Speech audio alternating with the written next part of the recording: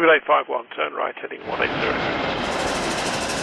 Order 14 Papa, turn right 245, report localizer established 27. In 2019, quad jets are far from favoured. The Airbus A380 is on the way out, with production ceasing in 2021. The Boeing 747 series, while still flying today, is sadly past its time, and now we're seeing the Airbus A340 being rapidly removed from airlines around the globe. In the past week, we've seen the latest airline, Air Tahiti Nui, remove their final Airbus A340 and become an all-Boeing operator.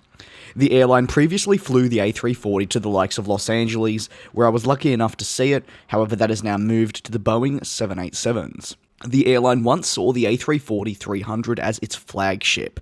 However, the transition, which began in October 2018, exactly a year ago, is one that has benefited Air Tahiti, as the efficiency of the type in comparison to the Airbus A340 is truly incredible.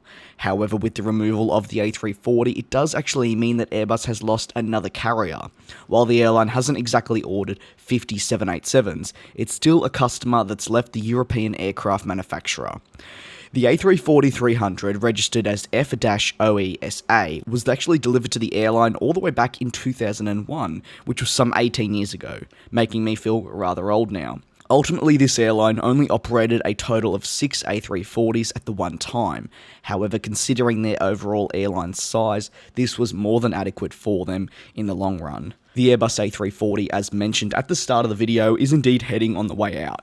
While the type can be found across Europe, it doesn't mean those certain carriers still flying it aren't planning on phasing it out in favour of brand new, more efficient aircraft, like the Airbus A350, and of course the previously mentioned Boeing 787, which has headed to Air Tahiti as the A340 replacement. Virgin Atlantic, if you have been keeping a close eye on the videos, have been a major talking point as they are planning on removing their A340s in the coming months, but this is following new issues with the Trent 1000 engines on the 787s, preventing them from departing on their earlier retirement date, which was actually meant to be at the end of October.